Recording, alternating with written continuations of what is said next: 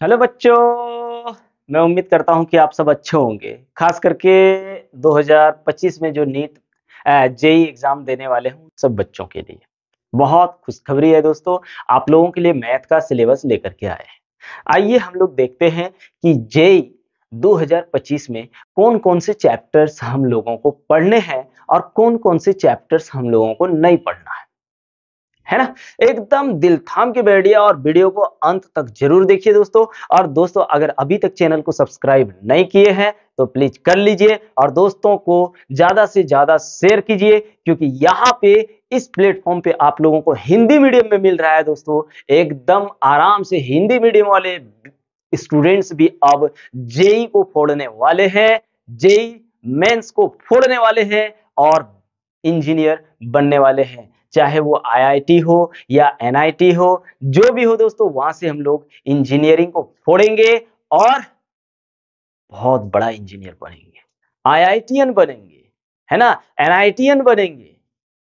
ठीक है ना दोस्तों, क्योंकि हिंदी वाले स्टूडेंट्स को जो है अच्छा कंटेंट नहीं मिल पाता है। लेकिन दोस्तों आप लोग मेरे ऊपर विश्वास कीजिए, आप लोगों को अच्छा से अच्छा कंटेंट मिलेगा, वो भी हिंदी मीडियम में। तो चलिए अभी करते हैं हम लोग इस चीज को खत्म, है ना। तो यहाँ पे सबसे पहली बात तो हमने यहाँ पे लिखा हुआ क्लास 11th और 12th को। देखो दोस्तों छोटा छोटा टॉपिक जो है ना उसको हटाया गया है, तो उन सब चीजों को हमने यहाँ पे मतलब डिस्कस नहीं किए हुए हैं, डायरेक्ट चैप्टर बता दे रहे हैं। क्योंकि उतना छोटा अगर आप नहीं पढ़ोगे तो फिर आप हो सकते हैं कि मेंस मेंस आपने क्वालिफाई कर लिया और एडवांस के लिए आप जा रहे हैं, तो हो सकता है कि एडवांस के सिलेबस में आपका वो चैप्टर आ जाए या उस वो टॉपिक आ जाए, चैप्टर नहीं वो टॉपिक आ जाए।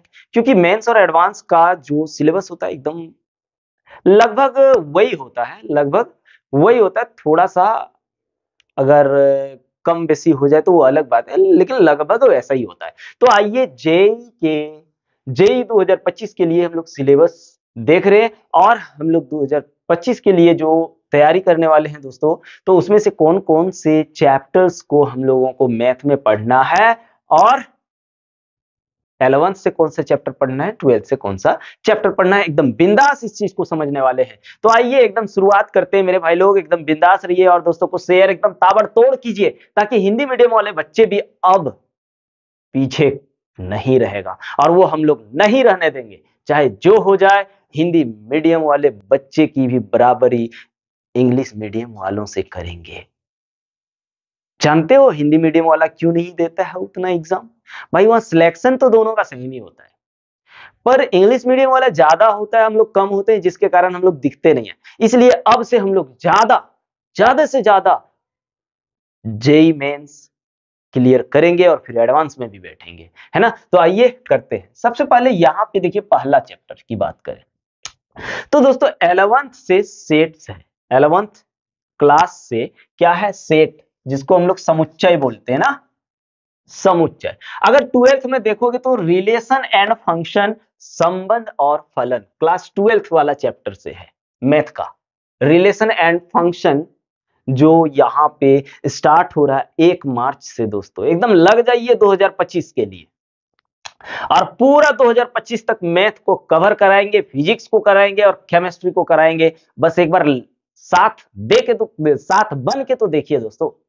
तो यहाँ पे अगर बात करें तो सेट से टॉपिक तो हमने नहीं लिखा हुआ है, क्योंकि एक दो टॉपिक हटाया गया इसलिए नहीं लिखे। उस टॉपिक को भी पढ़ लेंगे, हो सकता है एडवांस में काम आ जाए, है ना। तो यहाँ पे सेट 11th से सेट पढ़ना है और 12th से रिलेशन एंड फंक्शन यानी पहला चैप्टर ही पढ़ना है। उसके बाद अगर बात करें दूसरे नंबर की, complex and quadratic equation, complex and quadratic equation की अगर बात करें दोस्तों, तो क्लास 11th चैप्टर से है, क्लास 11th के चैप्टर है दोस्तों। और हम लोगों को क्लास 11th बुक में ये दूसरा चैप्टर नहीं, तीसरा चैप्टर शायद है, जो हम लोगों को कॉम्प्लेक्स एंड क्वाड्रेटिक इक्वेशन पढ़ना है। ठीक है भाई। उसके बाद 12th की बात करें तो 12th में मैट्रिक्स और डिटरमिनेंट्स तो हम लोगों को बिल्कुल पढ़ना है। क्या? मैट्रिक्स और डिटरमिनेंट्स दोस्तों। ठीक है, एकदम बिंदास रहिए भाई, आप लोगों को कवर करने के लिए आपका मोइन सर है ना, आप लोग एकदम बिल्कुल टेंशन मत लीजिए।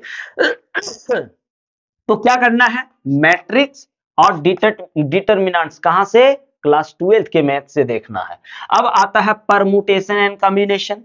परमुटेशन एंड कॉम्बिनेशन आपका क्लास 12 में तो है नहीं, है कहां, क्लास 11th में। तो परमुटेशन और कॉम्बिनेशन क्लास 11th से करना है, क्या करना है, क्लास 11th से परमुटेशन और कॉम्बिनेशन को करना है मेरे भाई। उसके बाद बायनोमियल थ्योरम की बात करें तो ये भी क्लास 11th से ही करना है। अभी बात करेंगे कि कौन कौन सा चैप्टर नहीं करना है, वो भी बात करेंगे, बिंदास रहिए, पर जो करना है उसको पहले देख लीजिए। तो बायनोमियल थ्योरम जो है क्लास 11th से करना है, बिल्कुल एकदम मैथ का स्टूडेंट तो गर्दा उड़ा दो जी, है ना। उसके बाद sequence and series, sequence and series में भी एक दो टॉपिक को हटाया गया है, पर उतना ध्यान नहीं रखना है, पढ़ते जाना है। तो यहाँ पे सीक्वेंस एंड, क्योंकि हम लोगों के पास अभी बहुत समय है दोस्तों, पूरा 1 साल समय है, जनवरी में फिर देंगे एग्जाम ना, जनवरी में एग्जाम देंगे, तो अभी पूरा समय है। अब बात है बायनोमियल थ्योरम के बाद सीक्वेंस एंड सीरीज। क्या दोस्तों, सीक्वेंस एंड सीरीज की बात कर रहे हैं हम लोग, सीक्वेंस एंड सीरीज की बात। तो सीक्वेंस सीरीज की बात करें तो 11th से हम लोगों को पढ़ना है इसको, कौन से क्लास से, 11th क्लास में हम लोगों को ये देखना है सीक्वेंस एंड सीरीज, 12th में नहीं है भैया। अब बात करें लिमिट की, तो लिमिट भी आपका 11th क्लास में ही पढ़ना है, लिमिट की बात करें तो 11th में पढ़ना है। पर कंटिन्यूटी एंड डिफरेंशियबिलिटी जो है वो क्लास 12th में है दोस्तों। हम लोगों को क्लास 12th के मैथ से कंटिन्यूटी एंड डिफरेंशियबिलिटी पढ़ना है और गर्दा उड़ा देना भैया, ऐसे थोड़े छोड़ेंगे। इस बार मेंस तो निकाल के रहेंगे और मेंस के बाद हम लोग एनआईटी वगैरह में नहीं जाएंगे, डायरेक्ट एडवांस में बैठेंगे और एडवांस से डायरेक्ट आईआईटीएन बनेंगे दोस्तों। क्या, आईआईटीएन, कंटिन्यूटी एंड डिफरेंशियबिलिटी। उसके बाद ये तो पता ही है कि 12th में इंटीग्रल कैलकुलस है ना, इंटीग्रेशन किस क्लास में है, 12th स्टैंडर्ड में है, 11th में नहीं है। 12th से हम लोगों को क्या पढ़ना है, इंटीग्रल कैलकुलस। इंटीग्रल कैलकुलस के बाद आपका आ जाएगा डिफरेंशियल इक्वेशन, ये दोनों भी क्लास 12th से है मेरे भाई, ठीक है। उसके बाद कोऑर्डिनेशन ज्योमेट्री की बात करें तो कोऑर्डिनेशन ज्योमेट्री 11th से पढ़ना है, कहां से, 11th से। इसमें आपको क्या क्या पढ़ना है, स्ट्रेट लाइन पढ़ना है, 3 डायमेंशन पढ़ना है, उसके बाद आपको इसमें इसमें आपको और एक सर्कल पढ़ना है, वृत्त। फिर 3 डायमेंशन ज्योमेट्री जो क्लास 12th वेक्टर वाला चैप्टर में है, जहां से हम लोग शॉर्टेस्ट डिस्टेंस वगैरह निकालते हैं, शॉर्टेस्ट डिस्टेंस हो गया, प्लेन हो गया, है ना, वहां से पढ़ते हैं दोस्तों। ये आपका 12th स्टैंडर्ड से आएगा, वेक्टर वाला चैप्टर के बाद जो आता है 3 डायमेंशन ज्योमेट्री, उसमें हम लोगों को क्या क्या, शॉर्टेस्ट यानी न्यूनतम दूरी निकालना होता है, कोण निकालना होता है, और साथ साथ में समतल, समतल का न्यूनतम दूरी, समतल का कोण निकालना होता है वहां से। फिर वेक्टर अलजेब्रा, इस चैप्टर से पहले वेक्टर आता है, कहां, 11th में नहीं, 12th में, मैथ की बात कर रहे हैं, ठीक है, वेक्टर। उसके बाद ये स्टैटिक्स जो है ये केवल 11th क्लास में है, 11th से पढ़ना है इसको, स्टैटिक्स को। और प्रोबेबिलिटी जो है आपको 11th से भी पढ़ना है दोस्तों, और 12th से भी पढ़ना है इस प्रोबेबिलिटी को, इस चीज को याद रखना। उसके बाद आता है ट्रिगोनोमेट्रिक। ट्रिगोनोमेट्रिक देखिए 11th में ट्रिगोनोमेट्रिक फंक्शन नाम का चैप्टर है, ट्रिगोनोमेट्रिक फंक्शन नाम का चैप्टर है 11th से। और 12th में इनवर्स ट्रिगोनोमेट्रिक आप देख रहे हैं ना, इनवर्स ट्रिगोनोमेट्रिक जो सेकंड चैप्टर है दोस्तों, इनवर्स ट्रिगोनोमेट्रिक वो 12th से करना है। यानी ट्रिगोनोमेट्रिक में आपको ट्रिगोनोमेट्रिक फंक्शन 11th से पढ़ना है और 12th से इनवर्स ट्रिगोनोमेट्रिक फंक्शन पढ़ना है। अब बात करते हैं कि 11th में कौन कौन सा चैप्टर हम लोगों को नहीं पढ़ना है। तो 11th में हम लोगों को एक दूसरा चैप्टर नहीं पढ़ना है, जो मैथमेटिकल, क्या नाम है भाई, मैथमेटिकल ऐसे ही कुछ है, याद नहीं आ रहा है, मैथमेटिकल एक वो चैप्टर नहीं पढ़ना है। और दूसरा, हम मैथमेटिकल चैप्टर में ही आपका आएगा लीनियर इनइक्वेशन वाला चैप्टर, लीनियर इनइक्वेशन वाला चैप्टर भी हम लोगों को नहीं पढ़ना है 11th में। उसके बाद और क्या नहीं पढ़ना है मेरे भाई, उसके बाद लिमिट तो पढ़ना ही है, हाँ लिमिट तो पढ़ना ही है। उसके बाद डिफरेंशिएशन नहीं पढ़ोगे, लिमिट में डिफरेंशिएशन नहीं पढ़ोगे तो आपका 12th में कंटिन्यूटी और डिफरेंशिएबिलिटी नहीं बनेगा, इंटीग्रल कैलकुलस नहीं होगा, डिफरेंशियल इक्वेशन नहीं होगा। इसलिए डिफरेंशिएशन 11th में तो पढ़ना ही है, ठीक है, 11th में पढ़ना ही है। और सीक्वेंस और सीरीज में एएम जीएम पढ़ना है दोस्तों, एएम जीएम पढ़ना है, ठीक है। अब कोऑर्डिनेशन ज्योमेट्री में क्या नहीं पढ़ना है, इलिप्स नहीं पढ़ना है जिसको दीर्घवृत्त बोलते हैं, परवलय पैराबोला नहीं पढ़ना है जिसको हिंदी में परवलय बोलते हैं। उसके बाद हाइपरबोला, हाइपरबोला भी हम लोगों को 11th वाले मैथ से नहीं पढ़ना है, ठीक है। अब आते हैं 12th में क्या नहीं पढ़ना है, तो भैया रिलेशन फंक्शन पढ़ना ही है, इनवर्स ट्रिगोनोमेट्रिक पढ़ना ही है ना।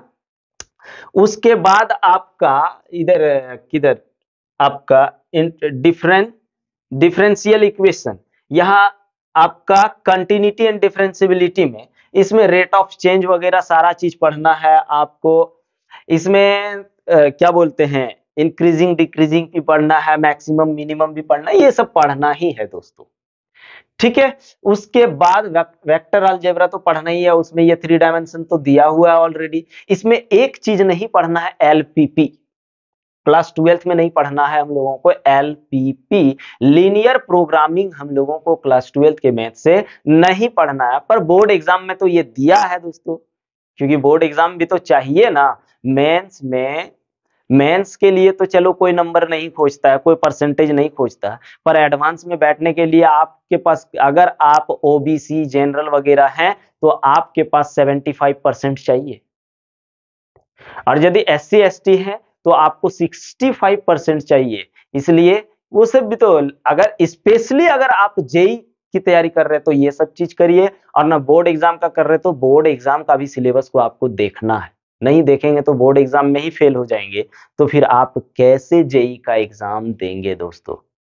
चलिए इसका स्क्रीनशॉट लेके रख लीजिए, सिलेबस जरूरी है भाई। अगर सिलेबस नहीं आप जानते हैं तो फिर आप जेई एग्जाम में आपको बैठने का कोई मतलब नहीं बनता है ना। इसलिए सिलेबस जरूरी है। चलिए इसका स्क्रीनशॉट ले लीजिए और जहां पे बैठते हैं वहां पे लगा दीजिए और स्टडी करना एकदम शुरू कर दीजिए 2025 के लिए। चलिए ले लीजिए फटाक से।